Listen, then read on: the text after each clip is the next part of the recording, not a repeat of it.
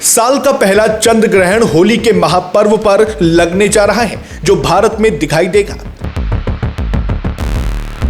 ग्रहण के सूतक काल के चलते होलिका दहन की तारीख को लेकर बना भ्रम अब पूरी तरह खत्म हो गया।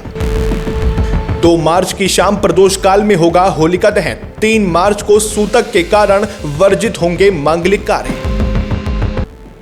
इस बार रंगों के त्योहार होली पर रंगों से पहले ग्रहण की छाया दस्तक देने वाली है।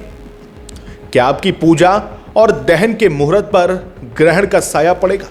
जानिए तारीखों का यह बड़ा फेरबदल क्या कुछ है। नमस्कार, मैं हूं अर्चित और आप देख रहे हैं समर इंडिया। रंगों का त्योहार होली बस आने ही वाला है, लेकिन इस साल ये उत्सव अपने साथ एक बड़ी खगोलीय चुनौती भी लेकर आ रहा है। फरवरी में लगे साल के पहले सूर्य ग्रहण के बाद अब मार्च में चंद्र ग्रहण की बारी है। इस बार यह ग्रहण इसलिए चर्चा में है क्योंकि यह फाल्गुन पूर्णिमा यानी होली के दिन पड़ रहा है।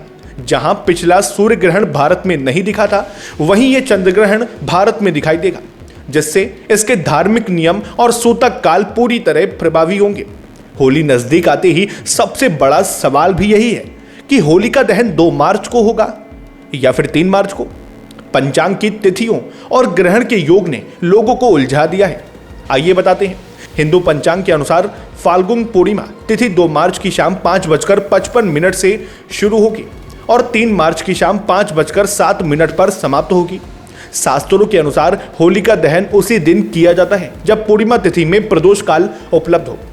इसी आधार पर और 3 मार्च को पड़ने वाले चंद्र ग्रहण के कारण इस साल होलिका दहन 2 मार्च को ही किया जाएगा। 3 मार्च को ग्रहण होने की वजह से उस दिन दहन करना शुभ नहीं माना जा रहा, इसलिए रंगों वाली होली 4 मार्च को खेली जाएगी। पंचांग के अनुसार साल का पहला चंद्र ग्रहण 3 मार्च को दोपहर 3:20 से शुरू होकर शाम 6:47 तक रहेगा।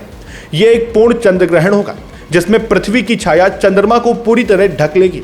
धार्मिक मान्यताओं के अनुसार चंद्र ग्रहण से 9 घंटे पहले ही सूतक काल शुरू हो जाता है। इस लिहाज से 3 मार्च की सुबह 6:20 से ही सूतक काल प्रभावी हो जाएगा। इस दौरान मंदिरों के कपाट बंद रहेंगे, मूर्तियों को स्पर्श नहीं किया जाएगा और गर्भवती महिलाओं को नुकीली चीजों से दूर रहने की सलाह दी जाती है। होलिका दहन केवल एक धार्मिक अनुष्ठान नहीं, बल्कि बुराई के अंत और अच्छाई की विजय का प्रतीक है। पौराणिक कथा के अनुसार भगवान विष्णु के परम भक्त प्रहलाद सुरक्षित बच गए थे और बुराई का प्रतीक होलिका अग्नि में जलकर भस्म हो गई थी। इस दिन होलिका की अग्नि में गेहूं की बालियां और चने अर्पित कर परिवार की सुख समृद्धि की कामना की जाती है। धार्मिक मान्यता है कि होलिका दहन की पवित्र राख घर लाने से नकारात्मक ऊर्जा दूर होती है और घर में सुख शांति बनी रहती है। तो अगर आप भी होली की तैयारी कर रहे हैं तो इन समय और मुहूर्त का खास ख्याल रखें।